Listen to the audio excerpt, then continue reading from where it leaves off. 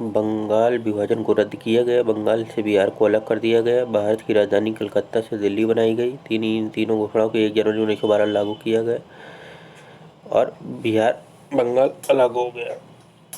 क्रांतिकारी आंदोलन। Lord Curzon ने जब बंगाल विभाजन किया तो गोपाल कृष्ण गोखले ने लॉर्ड कर्जन की तुलना औरंगजेब से की। क्रांतिकारी आंदोलन देश क्षेत्रों में हुआ, भारत और विदेश। भारत में क्रांतिकारी आंदोलन 2 चरणों में हुआ। प्रथम चरण, द्वितीय चरण। प्रथम चरण बंगाल विभाजन के बाद क्रांतिकारी आंदोलन उग्र रूप ले लिया और 1910 आते आते समाप्त हो गया। करम दल के सभी नेता ग्रामीण क्षेत्र से क्रांतिकारी आंदोलन की शुरुआत महाराष्ट्र से बाल गंगाधर तिलक ने किया।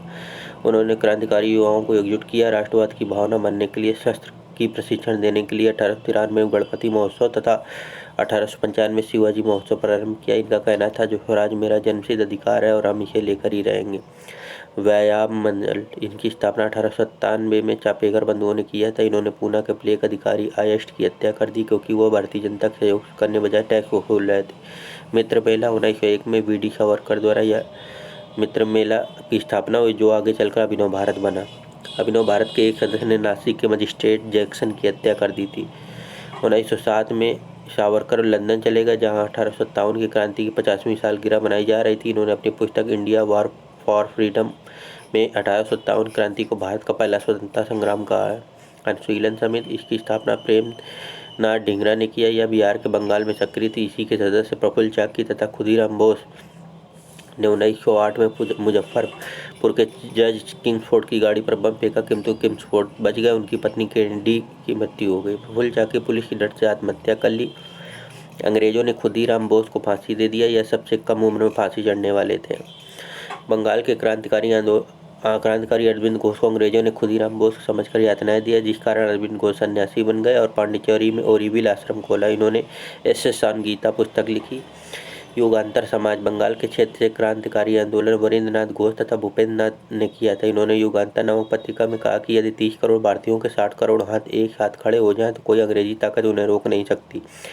1910 आते आते क्रांति आंदोलन का पहला चरण समाप्त हो गया। क्रांतिकारी आंदोलन का दूसरा चरण। द्वितीय चरण की शुरुआत महात्मा गांधी के अचानक असहयोग आंदोलन समाप्त करने के कारण हुआ था। Hindustan Republic association. इसकी स्थापना सचिन सान्याल ने 18 अक्टूबर 1924 में किया था। इसी संगठन के सदस्य काकोरी षड्यंत्र किया था, जो काकोरी षड्यंत्र कांड हुआ था। काकोरी षड्यंत्र 9 अगस्त 1925। सहारनपुर से लखनऊ आ रही ट्रेन को काकोरी नामक स्थान पर रोककर उसे ब्रिटिश खजाना लूट लिया गया। इस आरोप में अशफाक उल्लाह खान, रोशन लाल, राजेंद्र लाड़ी और राम प्रसाद बिस्मिल को फांसी दी गई। फांसी पर चढ़ने वाले पहले मुस्लिम क्रांतिकारी अशफाक उल्लाह खान थे। राम प्रसाद बिस्मिल का नारा था, सरपुर सुखी की तमन्ना अब हमारे दिल में है, देखना है जोर कितना बाजुए कातिल में है। काकोरी कांड के मुख्य अभियुक्त चंद्रशेखर आजाद वहां से फरार हो गए। बाद में इलाहाबाद के अल्फ्रेड पार्क कंपनी गार्डन में अंग्रेजों से मुठभेड़ में मारे गए। चंद्रशेखर आजाद ने अपनी आखिरी गोली खुद को मार ली। इस प्रकार 27 फरवरी 1931 में उनकी मृत्यु हो गई। उनका कहना था, English has not bullet to shoot me. Bhagat Singh ने 1926 में नौजवान सभा की गठन किया। इन्होंने 1928 में हिंदुस्तान सोशलिस्ट रिपब्लिक एसोसिएशन का गठन किया। इसी के सदस्यों ने लाहौर के केंद्रीय असेंबली में बम फेंका था। भगत सिंह ने कहा कि अंग्रेज सोए हुए हैं, इन्हें जगाने का यही रास्ता है। इस बम कांड के कारण भगत सिंह, राजगुरु बटुकेश्वर दत्त पर मुकदमा चलाया गया। 14 फरवरी 1931 को उन्हें मौत की सजा सुनाई गई और 23 मार्च 1931 को फांसी दे दी गई। भगत सिंह का नारा था, इंकलाब जिंदाबाद, अर्थात क्रांति जीवित रहेगी। जतिन दास भूख हड़ताल से जेल में मरे थे। चटगांव षड्यंत्र। बंगाल क्षेत्र में सूरसेन ने क्रांतिकारी आंदोलन को 1930 को बढ़ावा दिया। इन्होंने अप्रैल 1930 को चटगांव में अंग्रेजों के शस्त्रागार को लूट लिया, जिस कारण अंग्रेजों ने उन्हें 1934 में फांसी दे दिया। इस प्रकार भारत का क्रांतिकारी आंदोलन समाप्त हो गया। विदेशों में हुए क्रांतिकारी आंदोलन। इसकी स्थापना 1905 में लंदन में श्यामजी कृष्ण वर्मा ने किया था और स्टुटगार्ट जर्मनी 1907 में इस सम्मेलन में विभिन्न राष्ट्रों को बुलाया गया, जिसमें भारतीय स्वतंत्रता जननी मैडम भीखाजी कामा ने तिरंगा फहराया था। गदर पार्टी की स्थापना लाला हरदयाल ने 1913 में यूएस के सेंट फ्रांसिस्को में किया था। यह एक क्रांतिकारी संगठन था। कामागाटा मारू 1914। गुरुदत्त सिंह ने कामागाटा मारू नामक जापानी जहाज को भाड़े पर लिया। कुछ भारतीयों को कलकत्ता से लेकर कनाडा की ओर चल दिया। किंतु कनाडा सरकार ने अंग्रेजों के दबाव में आकर यह घोषणा की कि बैगोर बंदरगाह पर उसी जहाज को रुकने दिया जाएगा जो रास्ते में बिना कहीं रुके आया। किंतु कामागाटमारू जहाज सिंगापुर में रुका था। कनाडा सरकार ने उस जहाज को बैगोर बंदरगाह पर रुकने नहीं दिया। इस कारण वो जहाज कलकत्ता लौट आया। जब ये क्रांतिकारी वापस कलकत्ता के बजबज बंदरगाह पहुंचे तो अंग्रेजों के बीच गोलीबारी शुरू हुई। इस घटना को कामागाटामारू घटना कहते हैं।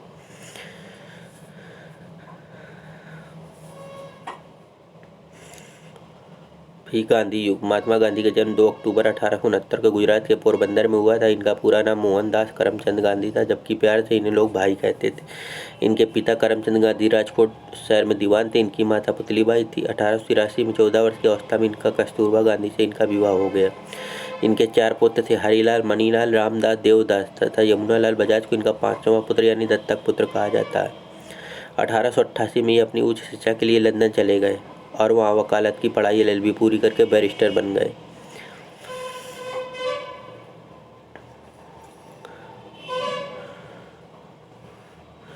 1891 में पढ़ाई पूरी कर भारत लौटे और बम्बई तथा राजकोट में वकालत आरंभ की। एक गुजराती व्यापारी दादा अब्दुल्ला का केस लड़ने के लिए 1893 में वो दक्षिण अफ्रीका चले गए, जहाँ उन्हें रंगभेद का सामना करना पड़ा।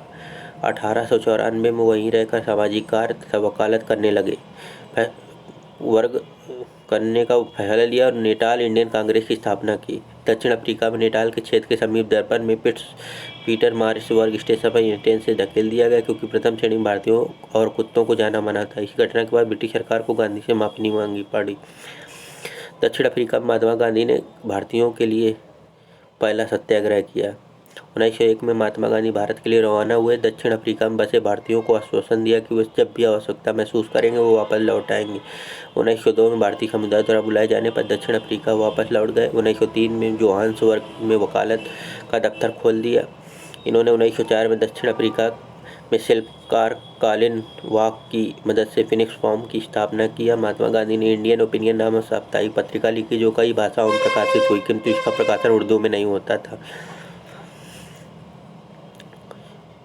1906 में आजीवन ब्रह्मचर्य का व्रत लिया। एशियाटिक ऑर्डिनेंस के विरुद्ध जोहान्सबर्ग में प्रथम सत्याग्रह अभियान आरंभ किया। 1907 में ब्लैक एक्ट भारतीयों तथा अन्य ईसाइयों को जबरदस्ती पंजीयन के विरुद्ध सत्याग्रह किया।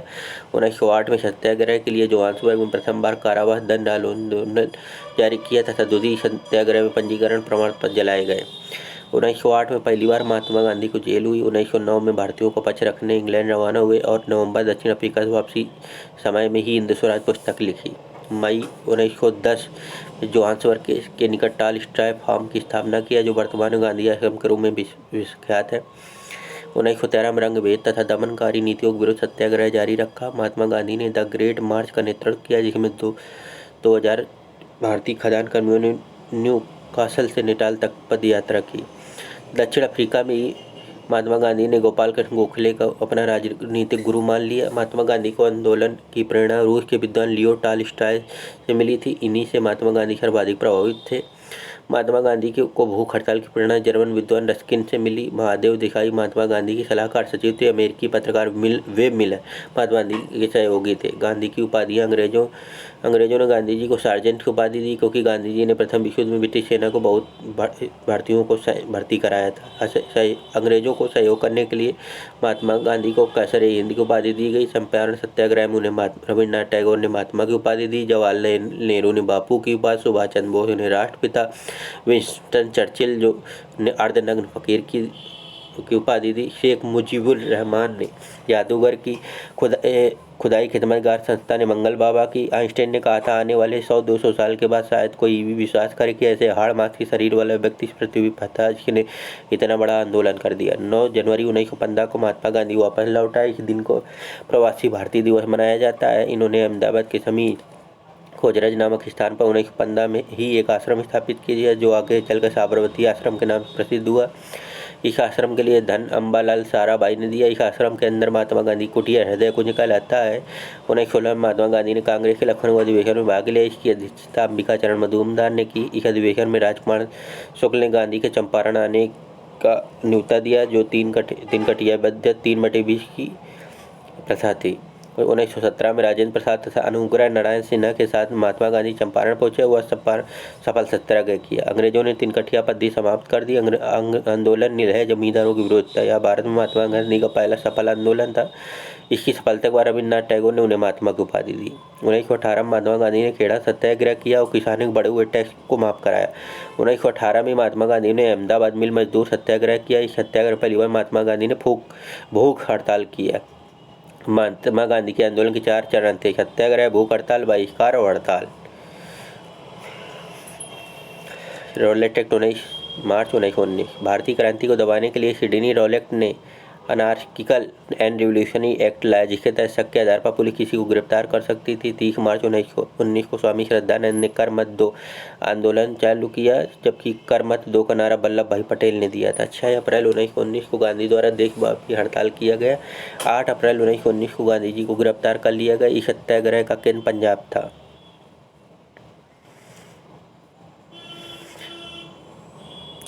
जलियांवाला बाग हत्याकांड 13 अप्रैल 1919। रॉलेट एक्ट के विरोध में अमृतसर के जलियांवाला बाग में लोग इकट्ठा हुए। जनसभा का शांतिपूर्ण संचालन कर रहे थे। इस समय भारत का वायसराय गवर्नर जेम्स फोर्ड था। पंजाब का लेफ्टिनेंट गवर्नर ओ डायर ने गोरखा रेजिमेंट के ब्रिगेडियर आर डायर को जलियांवाला बाग भेजा, जहां आर डायर ने निहत्थे लोगों पर गोलियां चला दी। आंकड़ों के अनुसार 379 तथा वास्तव में कहीं ज़्यादा लोग मरे थे। हंसराज नामक भारतीय ने जलियांवाला बाग की सूचना अंग्रेज को दे दी थी। जलियांवाला बाग नरसंहार के कारण पूरे भारत में रोष की भावना उत्पन्न हो गई। गांधी ने इस पर कैसर हिंद की उपाधि, रविन्द्रनाथ टैगोर ने सर की उपाधि तथा शंकर नारायण ने वायसराय की कार्य परिषद से इस्तीफा दे दिया। कांग्रेस ने इस घटना के लिए मदन मोहन मालवीय के नेतृत्व में समिति बनाई। इस समिति ने कहा कि जनरल डायर द्वारा जल्दबाजी में लिया गया मूर्खतापूर्ण कदम था। अंग्रेजों ने इसके जांच के लिए हंटर कमीशन का गठन किया। इस आयोग में 3 भारतीय और 5 अंग्रेज सदस्य थे। इस कमीशन में जनरल डायर को सही ठहराया गया। जनरल ओ डायर को लंदन के सम्मान के रूप में तलवार और 2600 पाउंड की धनराशि दी गई। 1940 में ऊधम सिंह ने लंदन जाकर ओ डायर की हत्या कर दी। होम रूल आंदोलन 1916। यह आयरलैंड से प्रेरित था। इसकी शुरुआत 2 चरणों में हुई। पहला चरण तिलक के अप्रैल 1916 महाराष्ट्र में प्रारंभ किया। इसी आंदोलन के दौरान उन्होंने स्वराज मेरा जन्मसिद्ध अधिकार है, जिसे मैं लेकर रहूँगा कहा था। वैलेंटाइन सिरोल ने तिलक को भारतीय शांति का जनक अपनी पुस्तक इंडियन अर्नेस्ट में कहा है, जिस कारण ये उस पर केस करने लंदन चले गए। 1918 में होम रूल का पहला चरण समाप्त हो गया। रिमार्क गंगाधर तिलक को लोकमान्य कहा जाता है। इनकी अर्थी महात्मा गांधी एवं शौकत अली ने कंधा दिया था। होम रूल का दूसरा चरण 1916 में एनी बेसेंट से प्रारंभ हुआ। इनका होम रूल आंदोलन पूरे भारत में फैल गया, किंतु अंग्रेजों ने एनी बेसेंट को गिरफ्तार कर लिया। जब 1918 में उन्हें छोड़ा तो होम रूल आंदोलन पूरी तरह समाप्त हो चुका था। होम रूल का उद्देश्य प्रांतीय स्वायत्तता, राज्यों का शासन भी था। खिलाफत आंदोलन। प्रथम विश्व युद्ध के दौरान अंग्रेजों ने मुसलमानों से वादा किया था कि वे तुर्की का विभाजन नहीं करेंगे, किंतु प्रथम विश्व युद्ध के बाद अंग्रेजों ने तुर्की का विभाजन कर दिया, उसे आपस में बांट दिया। इसका विरोध तुर्की खलीफा ने किया। भारत में इसी विभाजन के विरोध में खिलाफत आंदोलन प्रारंभ किया गया। खिलाफत आंदोलन को मोहम्मद अली तथा शौकत अली ने शुरू किया था। अखिल भारतीय खिलाफत बैठक दिल्ली में फिरोज शाह कोटला मैदान में हुई। 23 नवंबर 1919 को इसकी अध्यक्षता महात्मा गांधी ने कर दिया। अंतर्राष्ट्रीय दबाव में आकर अंग्रेजों ने तुर्की के विभाजन को रद्द कर दिया और भारत में खिलाफत आंदोलन समाप्त हो गया। महात्मा गांधी को मुसलमानों का सहयोग प्राप्त था। सहयोग आंदोलन 1 अगस्त 1920। यह महात्मा गांधी द्वारा चलाया गया था पहला जन आंदोलन था, क्योंकि इसमें पूरे देश की जनता ने भाग लिया था। महात्मा गांधी ने कहा था, यदि हम सब मिलकर हिंसक रूप से अंग्रेजों को बहिष्कार करें तो निश्चित ही 1 वर्ष में आज़ादी मिल जाएगी। गांधी जी के कहने पर वकीलों ने न्यायालय जाना छोड़ दिया, विद्यार्थियों ने स्कूल छोड़ दिया, नाई, धोबी, मोची, बावर्ची ने अंग्रेजों को काम करने से मना कर दिया, लोगों ने अंग्रेजों वस्तुओं का खरीदना छोड़ दिया, दुकानदार ने उसे बेचना बंद कर दिया। इससे अंग्रेजों को भारी नुकसान हुआ, किंतु यह आंदोलन आज़ादी नहीं दिला सका। दक्षिण भारत से असहयोग आंदोलन को राजगोपालाचारी ने किया था। इसी आंदोलन के दौरान मौलाना मजरूल हक ने पटना में सदाकत आश्रम की स्थापना की। CR दास, मोतीलाल नेहरू ने प्रारंभ में इस आंदोलन का विरोध किया, किंतु बाद में वे इस आंदोलन से जुड़ गए। इस आंदोलन में जेल जाने वाले पुरुष में CR दास थे तथा पहले पुरुष CR दास, पहली महिला बसंती देवी थी। स्वराज दल नहीं, 5 फरवरी 1922 की गोरखपुर के चौरी चौरा में भीड़ ने 22 पुलिस वालों को जिंदा जला दिया। ये घटना के समय महात्मा गांधी गुजरात में थे। इन्होंने इस घटना के आहत होकर 12 फरवरी 1922 को असहयोग आंदोलन वापस कर लिया।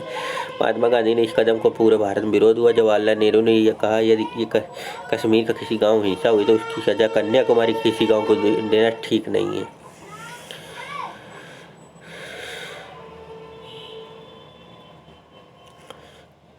सुभाष चंद्र बोस ने कहा था, जब जनता का उत्साह अपने चरम पर था तो गांधी जी द्वारा आंदोलन स्थगित करना एक मूर्खतापूर्ण निर्णय था। 10 मार्च 1922 को जनता को भड़काने के आरोप में गांधी जी को 6 वर्ष की सजा सुनाई गई।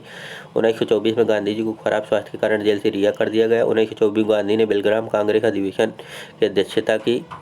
स्वराज दल 1922 में कांग्रेस के एक गया अधिवेशन में स्वराज पार्टी की चर्चा हुई। 1 जनवरी 1930 स्वराज पार्टी का गठन इलाहाबाद में हो गया। इसके पहले अध्यक्ष श्री हरदास महासचिव मोतीलाल नेहरू बने, जो इस पार्टी के संस्थापक थे। इस पार्टी का मुख्य उद्देश्य केंद्रीय विधानसभा में घुसकर सरकारी काम में बाधा डालना था। इसलिए इन्होंने चुनाव लड़ने का निर्णय लिया और जनता से वादा किया कि वह कोई भी सरकारी पद नहीं लेंगे। केंद्रीय विधानसभा में 100 सीटों में स्वराज दल को 42 सीटें प्राप्त हुई, जिस कारण 1923 में चुनाव स्वराज पार्टी सबसे बड़ी विपक्षी पार्टी बन गई। सरकारी काम में बाधा डालना, राज्यों की स्वायत्तता, स्वतंत्रता, डोमिनियन स्टेट। स्वराज दल ने ली कमीशन की रिपोर्ट लागू नहीं होने दिया, जो जाति की उच्चता को बरकरार रखने के लिए बात कर रहा था। स्वराज दल ने मूडी मैन कमीशन की भी रिपोर्ट नहीं होने दिया, जो राज्यों में स्वतंत्रता न लाकर द्वैध शासन की बात कर रहा था। विट्ठल भाई विधानसभा के पहले अध्यक्ष बने 1925 में। मोतीलाल नेहरू ने सरकारी पद ले लिया, जिस कारण जनता का विश्वास इस पार्टी उनसे उठने लगा। 1988 आते पार्टी समाप्त हो गई, स्वराज पार्टी। बलसाड़ सत्याग्रह 1924 या गुजरात के बलसाड़ से डकैती कर टैक्स के विरुद्ध प्रारंभ हुआ। अंग्रेजों को डकैती कर टैक्स रद्द करना पड़ा। इसका नेतृत्व वल्लभ भाई पटेल ने किया था। वायक्रोम सत्याग्रह 1924-25 केरल के मालाबार तट पर हुआ। इजवा जनजाति के लोगों को मंदिर के रास्ते पर जाने से रोका गया। इसके विरुद्ध टी.के. माधवन ने आंदोलन किया। ये आंदोलन सफल रहा। साइमन कमीशन 1919 के भारत शासन अधिनियम में कहा गया था कि अधिनियम पारित होने के 10 वर्ष के बाद एक संवैधानिक आयोग की नियुक्ति की जाएगी, जो यह जांच करेगी भारत में उत्तरदायी शासन दिशा में कहाँ तक प्रगति करने की दिशा प्रगति हुई। आयोग की नियुक्ति तो 10 वर्ष के लिए की गई थी, लेकिन ब्रिटेन के तत्कालीन कंजर्वेटिव सरकार ने 2 वर्ष पूर्व साइमन कमीशन की नियुक्ति 8 नवंबर 1927 को कर दी, क्योंकि उसे आशंका थी कि जो 2 वर्ष बाद लेबर पार्टी की सरकार भारत समर्थक सदस्यों वाले संवैधानिक आयोग की नियुक्ति कर सकती, किंतु भारतीयों में अपनी आपसी मतभेद बहुत अधिक था, जिस कारण भारत के राष्ट्र सचिव वर्कन हेड ने 1927 को साइमन कमीशन का गठन किया। इस 7 सदस्यों वाले आयोग के सभी सदस्य अंग्रेज थे। इसके लिए इसके अध्यक्ष साइमन कमीशन थे। क्लीमेंट एटली भी इसके सदस्य, जो आगे चलकर ब्रिटेन के पीएम बने। साइमन कमीशन 1919 के अधिनियम की जांच करने आया था। इसका मूल नाम इंडियन स्टैट्यूटरी कमीशन, भारतीय वैधानिक आयोग था। फरवरी 1928 को जब साइमन कमीशन भारत पहुंचा तो उसका अत्यधिक विरोध हुआ। इस विरोध में पंजाब में के लाला लाजपत राय के ऊपर सैंडर्स ने लाठी चलवा दी, जिससे उनकी मृत्यु हो गई। लाला लाजपत राय ने कहा था, मेरे पीठ पर पड़ी एक एक लाठी अंग्रेजों की ताबूत की आखिरी कील साबित होगी। सैंडर्स की हत्या का आरोप लगा और भगत सिंह को फांसी दे दिया गया। समस्त भारत ने इस आयोग का विरोध हुआ। इसे श्वेत कमीशन कहते हैं। दक्षिण भारत की राष्ट्रीय पार्टी यूनिस्ट पार्टी ने इसका समर्थन किया। विरोध के बावजूद साइमन कमीशन ने 1930 में अपनी रिपोर्ट दे दी। साइमन कमीशन की रिपोर्ट के आधार पर ही भारत शासन अधिनियम 1935 आया।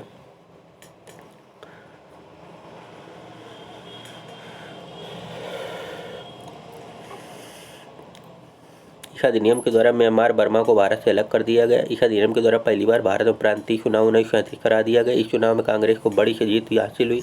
8 राज्यों में कांग्रेस की सरकार बन गई। पंजाब तथा सिंध में मुस्लिम लीग की सरकार बनी। नेहरू रिपोर्ट 1928। साइमन कमीशन के विरोध के कारण भारत के राष्ट्र सचिव वर्कन हेड ने भारतीयों को यह चुनौती दी कि यदि वह सर्वसम्मति से वो अपना कानून बना लेंगे तो मैं उसे ब्रिटेन में पारित करा दूंगा।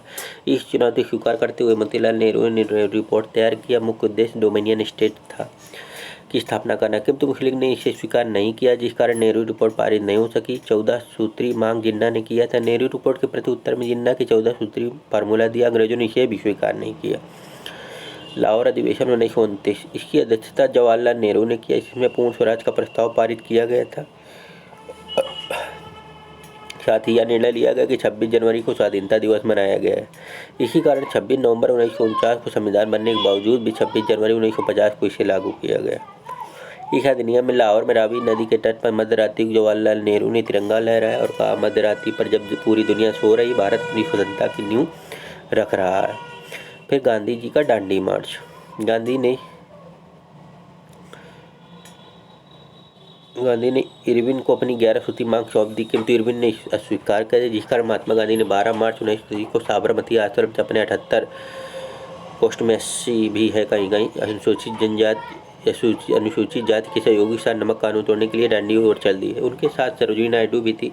240 मील मतलब लगभग 385 किलोमीटर की यात्रा 24 दिन में पूरा किया। 6 अप्रैल 1930 को दांडी यात्रा पूरी हुई। गांधी ने दांडी में आसमन द्वारा नमक बनाया और नमक कानून तोड़ दिया। सभी ने अवज्ञा आंदोलन दांडी यात्रा की सफलता देखते हुए गांधी ने इस आंदोलन को प्रारंभ किया।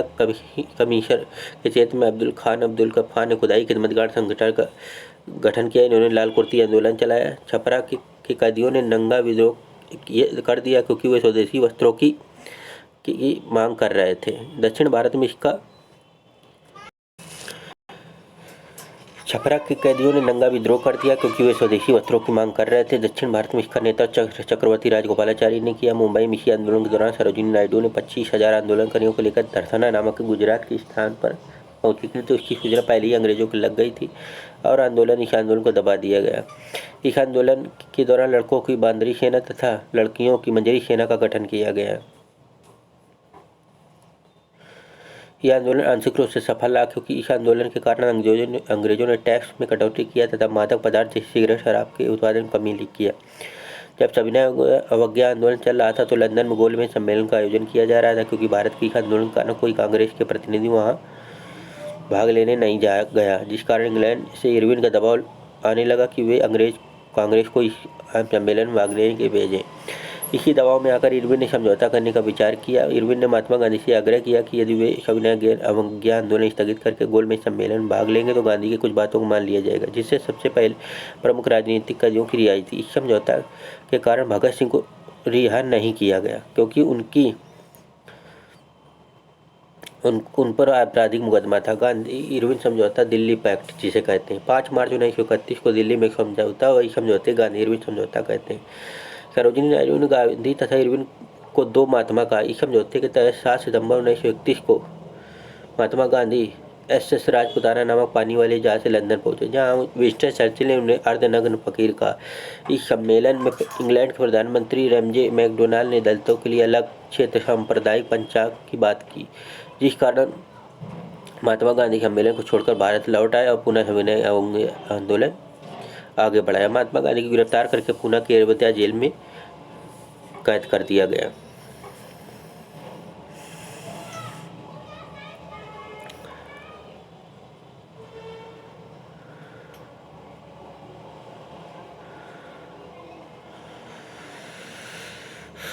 फिर गोलमेज सम्मेलन 1930 से 32। भारतीय प्रशासन पर चर्चा करने के लिए लंदन में गोलमेज सम्मेलन का आयोजन किया गया। प्रथम गोलमेज सम्मेलन 12 नवंबर 1930 से 19 जनवरी 1931। इस सम्मेलन में कांग्रेस का कोई प्रतिनिधि भाग नहीं लिया क्योंकि महात्मा गांधी सविनय आंदोलन कर रहे थे।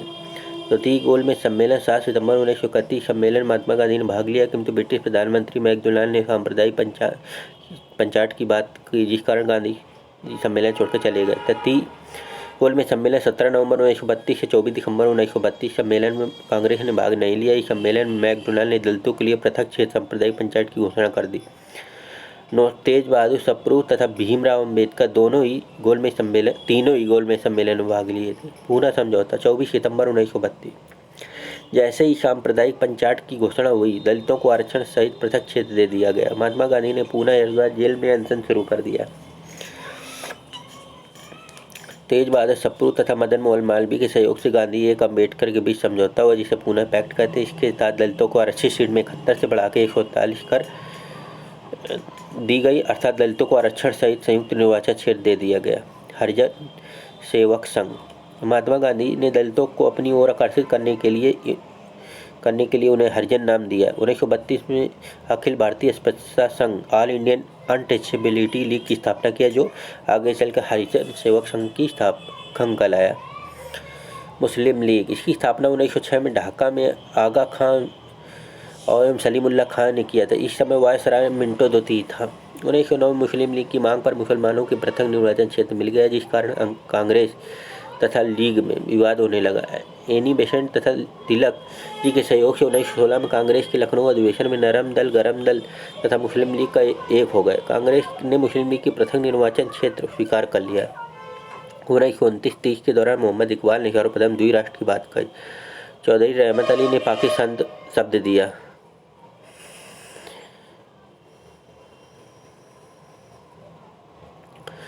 1937 के चुनाव के फलस्वरूप कांग्रेस सबसे बड़ी पार्टी बनी थी और वायसराय के परिषद में कांग्रेस का दबदबा था और मुस्लिम लीग की शक्तियां कमजोर होती दिख रही थी। द्वितीय विश्व युद्ध में अंग्रेजों ने बिना भारतीयों तथा कांग्रेस की अनुमति की यह घोषणा कर दी कि 3 लाख भारतीय सैनिक इंग्लैंड की तरफ से लड़ेंगे, जिस कारण अंग्रेज ने कांग्रेस ने 22 दिसंबर 1939 को वायसराय के परिषद से त्यागपत्र दे दिया। इससे खुश होकर मुस्लिम लीग ने 22 दिसंबर 1939 को मुक्ति दिवस मनाया।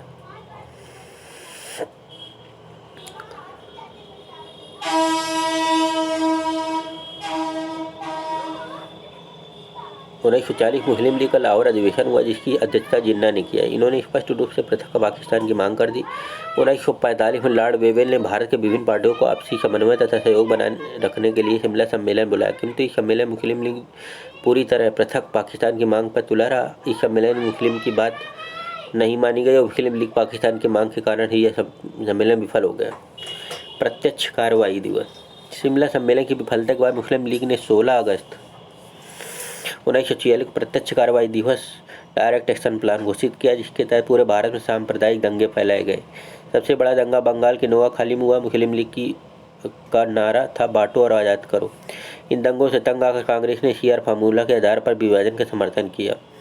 लॉर्ड माउंटबेटन को यह विशेष सलाह पर भारत भेजा गया था कि यथासंभव हो भारत को संयुक्त रखे, किंतु सांप्रदायिक दंगों से तंग आकर माउंटबेटन ने सीआर फार्मूला का ही समर्थन किया और बालकल प्लान के तहत 14 अगस्त 1947 को भारत का विभाजन करा दिया। मैक्सवेल रेडक्लिफ के नेतृत्व में भारत पाकिस्तान के बीच रेडक्लिफ नामक विभाजन रेखा खींच दी गई। मोहम्मद अली जिन्ना को पाकिस्तान का निर्माता कहा जाता है। लियाकत अली पहले प्रधानमंत्री बने, जो संयुक्त भारत के वित्त मंत्री थे। सुभाष चंद्र बोस का जन्म 23 जनवरी 1857 को उड़ीसा के कटक में हुआ था। इनके गुरु सीआर दास थे। इन्होंने 1920 में इंडियन सिविल सर्विस की परीक्षा पास की, किंतु 1921 में इन्होंने त्यागपत्र दे दिया और राजनीति में प्रवेश कर गए। 1938 में गुजरात के हरिपुरा कांग्रेस अधिवेशन के अध्यक्ष रहे।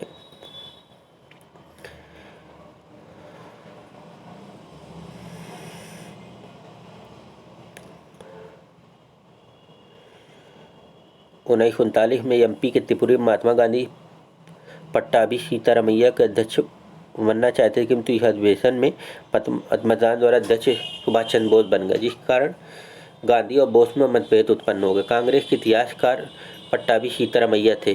सुभाष चंद्र बोस मतभेद होने के कारण कांग्रेस से त्यागपत्र दे दिया और एक अलग पार्टी फॉरवर्ड ब्लॉक की स्थापना 1939 में की।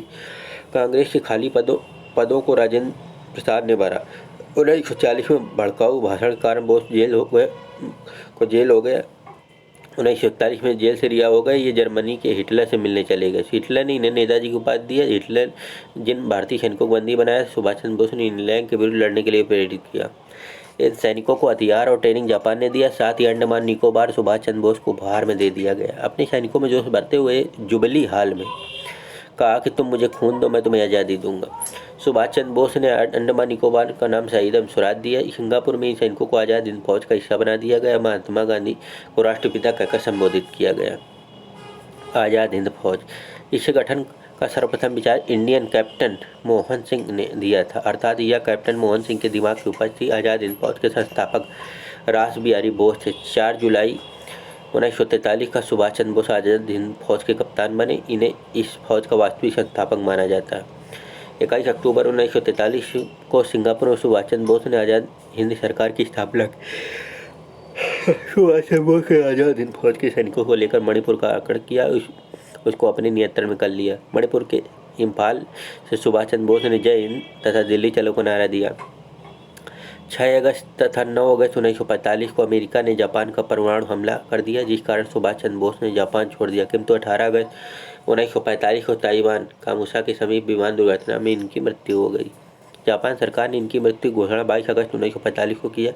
इनकी मृत्यु के बाद आज़ाद हिंद फौज के सैनिकों पर लाल किला मुकदमा चलाया गया। इन सैनिकों की वकालत जवाहरलाल नेहरू तथा तेज बहादुर सप्रू एवं के एन काटजू जैसे वकीलों ने किया।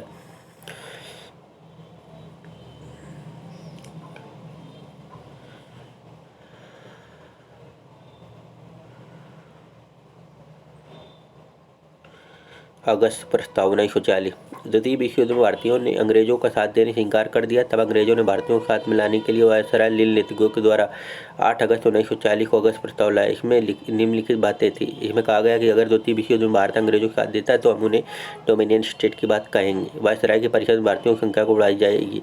संविधान बनाने के लिए संविधान सभा पर विचार किया जाएगा। अगस्त प्रस्ताव असफल रहा। इसके जवाब में महात्मा गांधी ने व्यक्तिगत सत्याग्रह शुरू किया 1940। अब व्यक्तिगत सत्याग्रह 1940।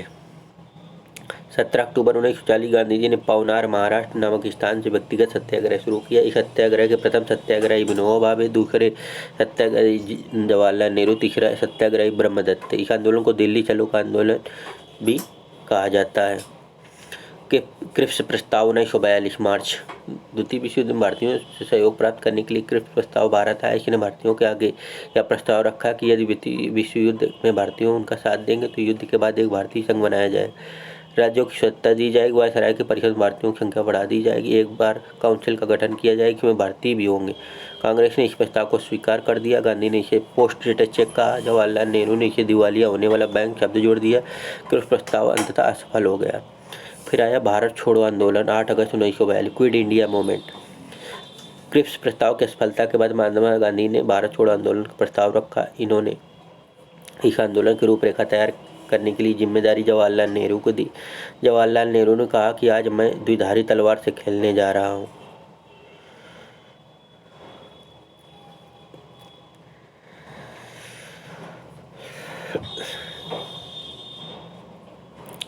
यह आंदोलन 8 अगस्त 1942 को मुंबई के ग्वालियर टैंक मैदान से प्रारंभ होना था, किंतु अंग्रेजों ने ऑपरेशन जीरो आवर के तहत सभी नेताओं को राज्य में गिरफ्तार कर लिया था। यह आंदोलन नेतृत्व विहीन हो गया। गुप्त रूप से मदन मोहन मालवीय ने इस आंदोलन का नेतृत्व किया।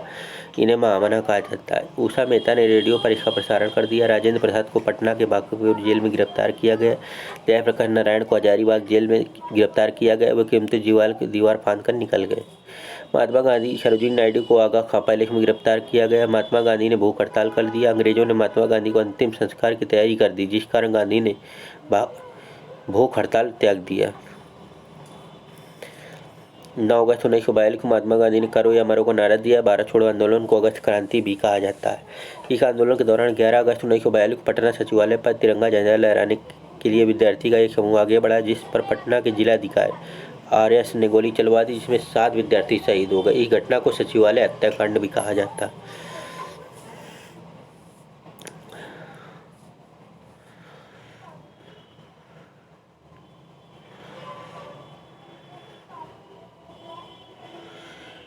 इस आंदोलन के दौरान बलिया में चित्तू पांडे ने स्वतंत्र सरकार की स्थापना की। नाना पाटिल ने महाराष्ट्र में के सतारा में समानांतर सरकार की स्थापना की। यह सरकार सबसे लंबे समय तक चली। इस आंदोलन में महिलाओं ने बढ़ चढ़कर हिस्सा लिया। इस समय वायसराय नीलनीतिज्ञों ने भारतीयों के दमन के लिए हवाई जहाज से गोली चलाने का निर्णय लिया। यह आंदोलन स्वतः समाप्त हो गया। वेबल योजना 1945। नीलनीतियों के बाद भारत के वायसराय वेबल बने। इन्होंने भारत के राजनीतिक दलों में आपसी समन्वय बनाने के लिए, भारत की स्थिति सामान्य बनाने के लिए 14 जून 1945 को एक योजना बनाई है। इस योजना को वेबल योजना कहते हैं। ये वेबल योजना पर विचार करने के लिए भारत के ग्रीष्मकालीन राजधानी शिमला में एक सम्मेलन बुलाया गया, जिसे शिमला सम्मेलन कहते हैं।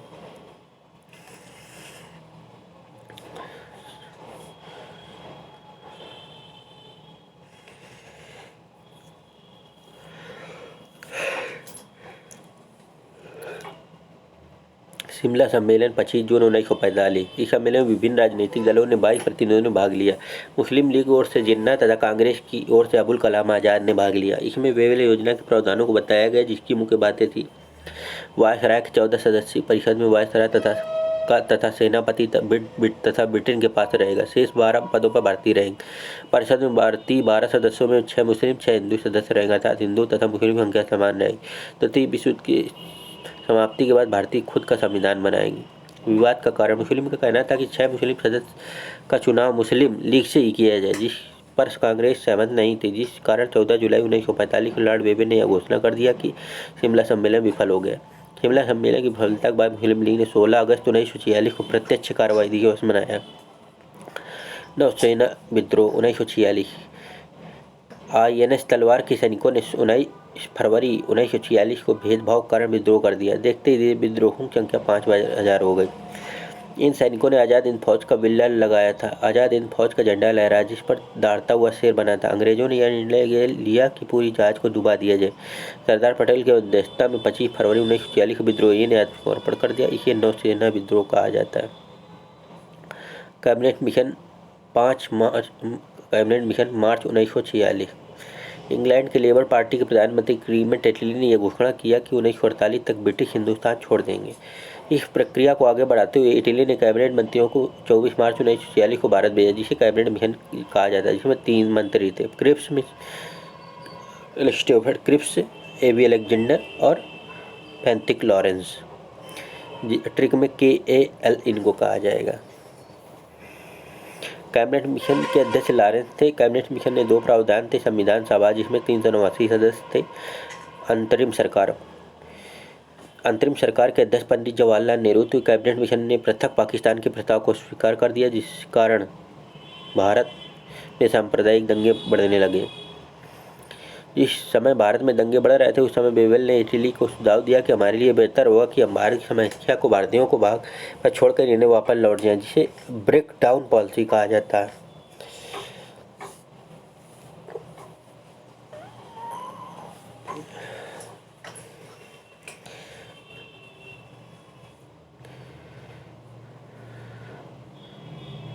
माउंटबेटन योजना। माउंटबेटन को वायसराय बनाकर भारत भेजा गया। उन्हें यह विशेष हिदायत दी गई थी कि यथासंभव भारत को संयुक्त रखा जाए। माउंटबेटन ने भारत को संयुक्त रखने का प्रयास किया, किंतु सांप्रदायिक तनाव के कारण बाल्कन प्लान के तहत भारत का विभाजन कर दिया गया। 4 जुलाई 1947 को भारत की स्वतंत्रता का विधेयक ब्रिटिश संसद में प्रस्तुत किया गया।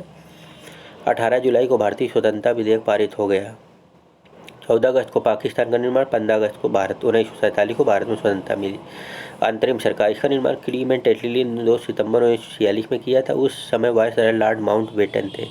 अंतरिम सरकार के अध्यक्ष लॉर्ड वेवेल थे तथा उपाध्यक्ष जवाहरलाल नेहरू थे। अंतरिम सरकार के जो मंत्री थे उनमें जवाहरलाल नेहरू प्रधानमंत्री थे, सरदार पटेल गृह एवं सूचना प्रसारण मंत्री, राजेंद्र प्रसाद कृषि एवं खाद्य, बलदेव सिंह रक्षा मंत्री, जान मथाई उद्योग मंत्री, लियाकत अली वित्त मंत्री, अरुणा असफ रेल मंत्री, होमी जहांगीर भाभा ऊर्जा मंत्री, योगेंद्र नाथ मंडल कानून मंत्री,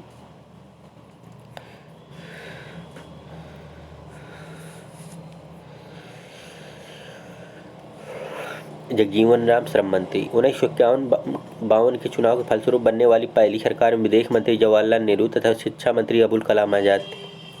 फिर प्रेस अधिनियम। भारतीय प्रेस का इतिहास। भारत में प्रेस का प्रारंभ 1556 में पुर्तगालियों ने गोवा से किया था। 1780 में जेम्स सिक्की ने भारत का पहला अखबार बंगाल गजट प्रकाशित किया। चार्ल्स मेटकाफ को भारतीय प्रेस का मुक्तिदाता कहा जाता है। 1878 में लॉर्ड लिटन ने भारतीय प्रेस का गला घोटने वाला अधिनियम वर्नाकुलर प्रेस एक्ट लाया। यह भारतीय भाषाओं में छापे जाने वाले अखबारों पर लागू होता था। इसके तहत अखबार छापने से पहले अंग्रेजियों से अनुमति लेनी होती थी। इस अधिनियम के द्वारा ईश्वर चंद्र विद्यासागर की पत्रिका सोम प्रकाश को प्रतिबंधित कर दिया गया था।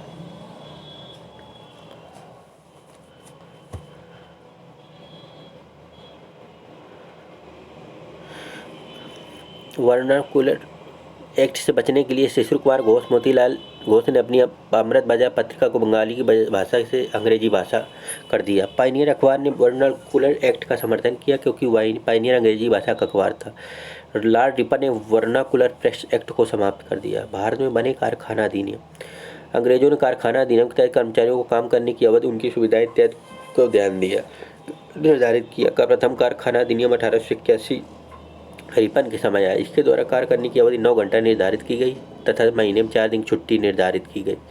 द्वितीय कारखाना अधिनियम 1891 या लैंसडाउन के समय में आया। इसके द्वारा कार्य करने की अधिकतम अवधि 11 घंटे निर्धारित की। इसमें रात में महिलाओं के कार्य करने पर प्रतिबंध लगाया गया। तीसरा कारखाना अधिनियम 1911 या लॉर्ड हार्डिंग द्वितीय के समय आया। इसके द्वारा कार्य करने की अधिकतम सीमा अवधि 12 घंटे निर्धारित की गई। चौथा कारखाना अधिनियम 1922 लॉर्ड रीडिंग पाँचवां 1934 वेलिंगटन, छठवां 1946 वेवेल या भारत का अंतिम कारखाना अधिनियम था।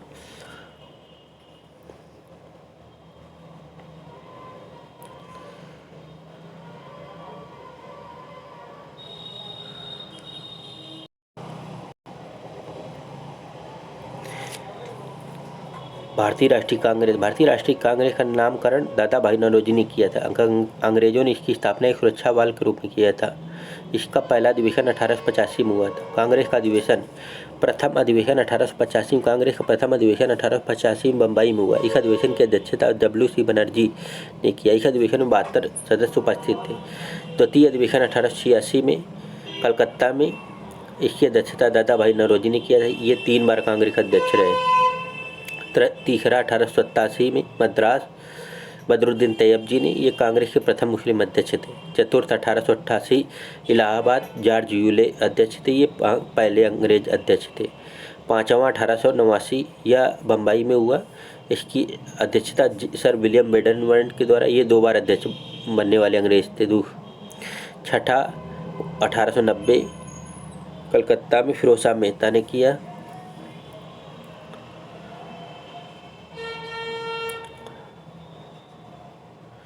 1896 कलकत्ता अधिवेशन, इस अधिवेशन की अध्यक्षता रहीम-उद-दौला सयानी द्वारा किया गया। इस अधिवेशन में पहली बार भारत का राष्ट्रीय वंदे मातरम गाया गया, जो बंकिम चटर्जी के आनंद मठ से लिया गया।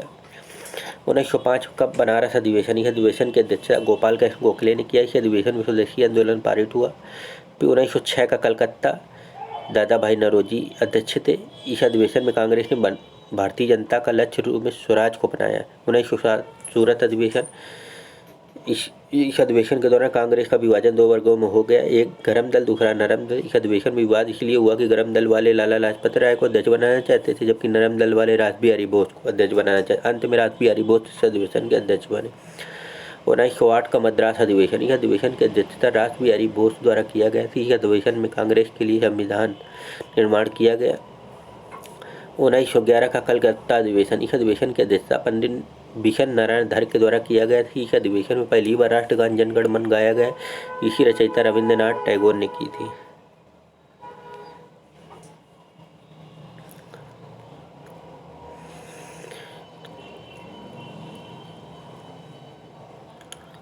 उन्नीस 1912 बांकीपुर अधिवेशन, इस अधिवेशन की अध्यक्षता RN मधोलकर द्वारा बांकीपुर पटना में किया गया था।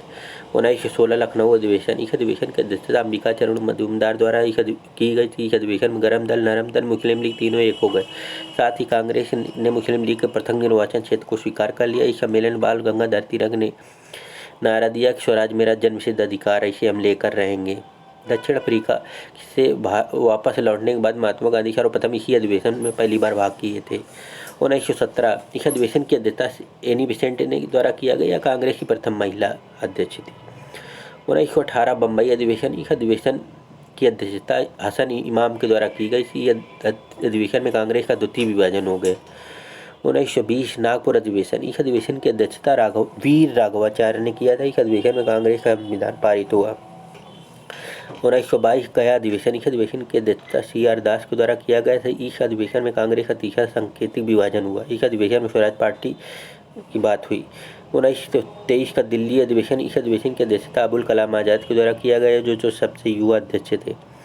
1924 का बेलग्राम अधिवेशन, या इस अधिवेशन की अध्यक्षता महात्मा गांधी द्वारा किया गया था। महात्मा गांधी कांग्रेस के एकमात्र अधिवेशन में अध्यक्षता की थी। 1925 का कानपुर, इस अधिवेशन की अध्यक्षता सरोजिनी नायडू के द्वारा किया गया। ये पहली भारतीय महिला कांग्रेस अध्यक्ष थी। सरोजिनी नायडू स्वतंत्र भारत की पहली महिला राज्यपाल उत्तर प्रदेश की बनी थी। 1926 का गुवाहाटी अधिवेशन, इस अधिवेशन की अध्यक्षता श्रीनिवास अयंगर के द्वारा किया गया था। इस अधिवेशन में सभी कांग्रेस सदस्यों की खादी वस्त्र पहनना अनिवार्य कर दिया गया था। 1929 का लाहौर अधिवेशन, जवाहरलाल नेहरू की अध्यक्षता में, इसमें पूर्ण स्वराज की घोषणा तथा रावी नदी के तट पर नेहरू ने सर्वप्रथम तिरंगा फहराया। इस सम्मेलन में यह निर्णय लिया गया कि प्रत्येक 26 जनवरी को स्वतंत्रता दिवस मनाया जाएगा। इस प्रकार प्रथम स्वतंत्रता दिवस 26 जनवरी 1930 को मनाया गया और सविनय अवज्ञा आंदोलन चलाने का निर्णय लिया गया। 1931 का कराची अधिवेशन, सरदार वल्लभ भाई पटेल की अध्यक्षता में अध्यक्षता में इस अधिवेशन में कांग्रेस के मंच से मूल अधिकार की मांग की गई। 1934 का बम्बई अधिवेशन, इस अधिवेशन की अध्यक्षता राजेंद्र प्रसाद द्वारा किया गया।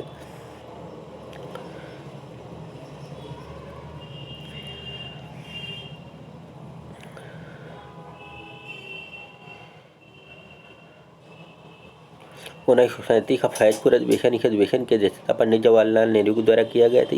यह फैजपुर महाराष्ट्र में के गांव में होने वाला अधिवेशन था। इसी में ग्राम सभा का गठन किया गया था। 1938 हरिपुरा गुजरात, इस अधिवेशन की अध्यक्षता सुभाष चंद्र बोस के द्वारा किया गया था। इस अधिवेशन में राष्ट्रीय नियोजन समिति की स्थापना हुई। इस समिति के प्रथम अध्यक्ष जवाहरलाल नेहरू थे। 1939 हत्तीपुर मध्य प्रदेश अधिवेशन, इस अधिवेशन में पहली बार अध्यक्ष पद को लेकर महात्मा गांधी और सुभाष चंद्र बोस में विवाद हुआ, क्योंकि महात्मा गांधी पट्टाभी सीतारमैया को अध्यक्ष बनाना चाहते थे। अंततः पहली बार इस अधिवेशन में अध्यक्ष पद को लेकर चुनाव हुआ और सुभाष चंद्र बोस इस अधिवेशन में अध्यक्ष चुने गए, लेकिन सुभाष चंद्र बोस ने इस पद को त्याग दिया। इस बाद कांग्रेस के अध्यक्ष डॉक्टर राजेंद्र प्रसाद बनाए गए। 1940 का रामगढ़ अधिवेशन, इस अधिवेशन की अध्यक्षता अबुल कलाम आज़ाद के द्वारा किया गया था, जो सबसे लंबे समय तक 1940-46 तक अध्यक्ष पद पर बने रहे। स्वतंत्रता के बाद 1969 में कांग्रेस का विभाजन हो गया। कामराज के नेतृत्व में कांग्रेस ओ ओल्ड तथा इंदिरा गांधी के नेतृत्व में आर रिक्वायरमेंट चुनाव कांग्रेस आर की जीत हो गई और तथा कांग्रेस ओ अस्तित्वहीन हो गया। कांग्रेस के स्थापना से पूर्व भारत में बने संगठन लैंड होल्डर सोसाइटी 1938 की स्थापना कलकत्ता में द्वारकानाथ टैगोर द्वारा किया गया। बंगाल ब्रिटिश इंडिया सोसाइटी 1843 की स्थापना कलकत्ता में जॉर्ज थॉमसन के द्वारा किया गया। ब्रिटिश इंडिया एसोसिएशन 1851 की स्थापना कलकत्ता में राधाकांत देव के द्वारा किया गया। बॉम्बे एसोसिएशन 1852 की स्थापना बम्बई में दादा भाई नौरोजी ने किया।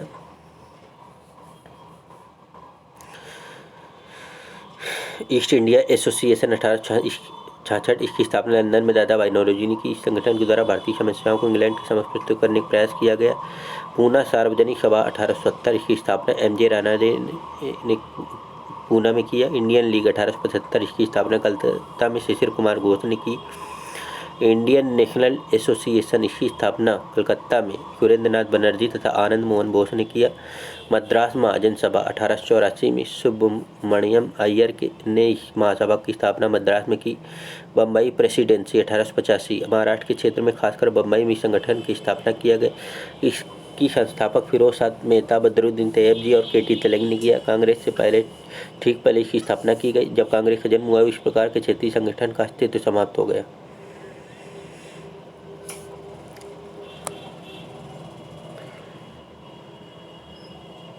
भूमि सुधार कानून, अंग्रेजों ने स्वयं का लाभ ध्यान रखते हुए कानून बनाए। स्थायी बंदोबस्त, इसे लॉर्ड कार्नवालिस ने 1793 में लाया। यह बिहार, बंगाल, उड़ीसा, यूपी तथा कर्नाटक में लागू हुआ। यह भारत का 19% क्षेत्र पर लागू था। इसमें जमीन का मालिकाना हक जमींदार को दे दिया गया था। कांग्रेस जितना कर को निर्धारित करते थे उस पर के 11 में से 10 भाग 10/11 अंग्रेज ले लेते, जबकि 11 में से 1 भाग 1/11 जमींदार रखते थे। जमींदारों को सूर्यास्त से पहले हिसाब चुका देना होता था तथा इसे सूर्यास्त कानून भी कहते हैं। रैयतवाड़ी, इसे टॉमस मुनरो ने 1820 में लाया। यह मुंबई, मद्रास तथा असम में लागू था। यह भारत के कुल क्षेत्र का 51% क्षेत्र पर लागू था। इसने जमीन का मालिकाना हक किसानों का था। किसानों को अपनी उपज का 35 से 55% तक टैक्स के रूप में देना पड़ता था। महलवाड़ी व्यवस्था, इसे विलियम बेंटिंक ने 1883 में लाया। यह पंजाब, यूपी, मध्य प्रदेश में लागू था। यह भारत में 30% क्षेत्र पर लागू था। इसमें जमीन का मालिकाना हक गांव का होता था। गांव का मुखिया कुल उपज का 60% टैक्स देता था। सबसे कठोर कानून स्थायी बंदोबस्त में था, जब सर्वाधिक क्षेत्रों पर रैयतवाड़ी लागू थी, जबकि टैक्स की सर्वाधिक मात्रा महलवाड़ी में था। रिमार्क है कि अंग्रेजों ने भारत के क्षेत्र में इजारेदारी व्यवस्था लागू की, जिसमें अधिक बोली लगाने वाले को जमींदारी दी जाती थी। भारतीय उद्योग, इंडियन इंडस्ट्री,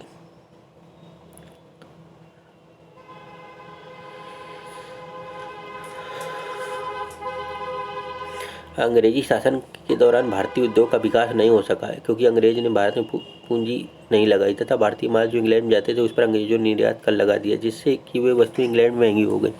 लखनऊ के छिंट वाले वस्त्र तथा ढाका के मलमल वाले कपड़ों की मांग इंग्लैंड में अधिक थी, किंतु इंग्लैंड ने निर्यात कर लगा दिया। इसके विपरीत इंग्लैंड से आने वाली वस्तुओं पर कोई कर नहीं लगाया जाता था, जिस कारण इंग्लैंड के उद्योगों ने भारतीय उद्योग को ध्वस्त कर दिया। मजदूर संघ, भारत का पहला मजदूर संघ बॉम्बे मिल हैंड एसोसिएशन था, जिसकी स्थापना 1884 में खांडे ने किया था। 1920 में लाला लाजपत राय एम एन जोशी ने all India trade union Congress AITUC की स्थापना की। आगे चलकर एम एन जोशी इसके अलग हो गए। कार्ल मार्क्स ने भारत के विषय में कहा था कि अंग्रेजों ने सूती वस्त्र के घर में सूती वस्त्र का अंबार लगा दिया। प्रमुख नारा सारे जहाँ से अच्छा है, मोहम्मद इकबाल, वंदे मातरम, बंकिम चंद्र चटर्जी, विजयी विश्व तिरंगा प्यारा, श्यामलाल गुप्त पार्षद, वेदों की ओर लौटो, दयानंद सरस्वती, जय जय भगत विनोबा भावे, संपूर्ण क्रांति, जयप्रकाश नारायण, मेरे शरीर पर पड़ी एक एक लाठी ब्रिटिश साम्राज्य की ताबूत का कील साबित होगा, लाला लाजपत राय, स्वराज मेरा जन्मसिद्ध अधिकार है, बाल गंगाधर तिलक, सर पर उसी तमन्ना अब हमारे दिल में, राम प्रसाद बिस्मिल, इंकलाब जिंदाबाद, भगत सिंह, दिल्ली चलो, सुभाष चंद्र बोस, तुम मुझे खून दो मैं तुम्हें आज़ादी दूंगा, सुभाष चंद्र बोस, जय हिंद सुभाष चंद्र बोस, हे राम महात्मा गांधी, करो या मरो महात्मा गांधी, भारत छोड़ो महात्मा गांधी, हम घुटने टेक कर रोटी मांगे किंतु उत्तर में हमें पत्थर मिले, महात्मा गांधी, आराम आराम, Jawaharlal Nehru, Purna Swaraj, Jawaharlal Nehru, who lives in India die, Jawaharlal Nehru, समूचा भारत एक विशाल बंदी गृह, विचित्र रंजन दास, हिंदी हिंदू हिंदोस्ता, भारतेंदु हरिश्चंद्र, जनगण मन अधिनायक जय हे, रविंद्रनाथ टैगोर, कांग्रेस पर की गई टिप्पणियां, कांग्रेस मुट्ठीबल लोगों का संगठन है, लॉर्ड डफरेन, कांग्रेस अपने पतन की ओर लड़खड़ा रही, मेरी इच्छा है कि उसके पतन में मदद करूं, देश विरोधी संगठन कांग्रेस, लॉर्ड कर्जन, कांग्रेस के में लोग पदों के भूखे हैं, बंकिम चंद्र चटर्जी, कांग्रेस भिक्षा मांगने वाली संगठन है, बरसाती मेढक की तरह टटरा कर चिल्लाने स्वतंत्रता नहीं मिलेगी, तिलक, कांग्रेस शिक्षित लोगों का एक मेला, लाला लाजपत राय, कांग्रेस अधिवेशन 3 दिन का एक तमाशा है, स्वनी, कांग्रेस में लोग केवल याचना विनती करते हैं, बिपिन चंद्र पाल, कांग्रेस की आवाज़ पूरी जनता की आवाज़ नहीं है, फिरोजा मेहता, मैं एक मुट्ठी बालू से कांग्रेस से भी बड़ा संगठन खड़ा कर बना सकता हूँ, स्वतंत्रता के बाद कांग्रेस पार्टी को समाप्त कर देना चाहिए, महात्मा गांधी,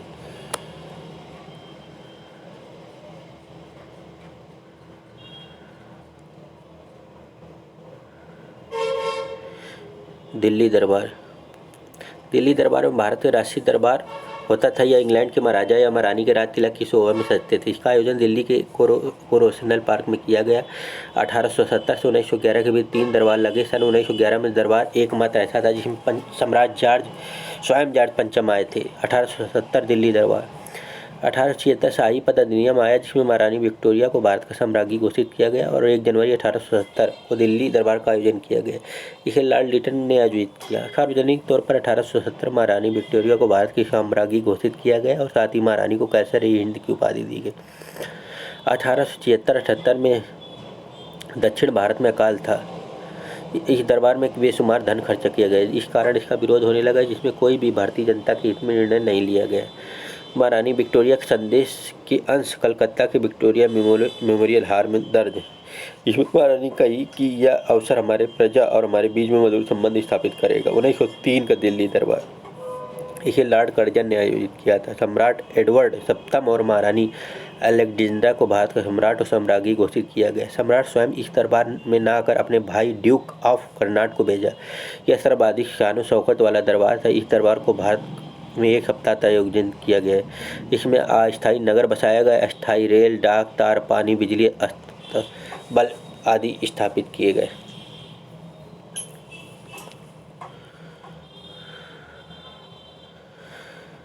इसमें स्वयं लॉर्ड कर्जन और लेडी कर्जन ने नृत्य भी किया। सबसे खर्चीला दरबार यही था। यह दरबार केवल शक्ति का प्रदर्शन का था।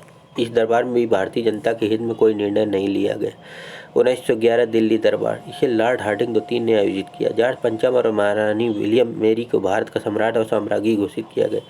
इसमें सम्राट स्वयं उपस्थित थे। सम्राट को 8 मेहराब वाला एक मुकुट पहनाया गया जिसमें सैकड़ों हीरे जवाहरात जड़ित था। पटियाला की रानी की तरफ से विलियम मेरी को हार उपहार स्वरूप दिया गया। दिल्ली में वर्तमान में कोरोनेशनल पार्क नामक जगह में दिल्ली दरबार लगाते थे। ये दरबार में बहुत ही महत्वपूर्ण निर्णय सम्राट के द्वारा लिया गया था। बंगाल का विभाजन रद्द। 16 अक्टूबर 1905 से लॉर्ड कर्जन के बंगाल का विभाजन किया गया था। 1911 में विभाजन रद्द किया गया। बंगाल का पुनर्गठन किया गया। बंगाल, उड़ीसा, बिहार, असम को कमिश्नरी क्षेत्र। निर्णय 2 राजधानी 1911 दिल्ली स्थानांतरित करने का निर्णय। कलकत्ता से दिल्ली स्थानांतरित।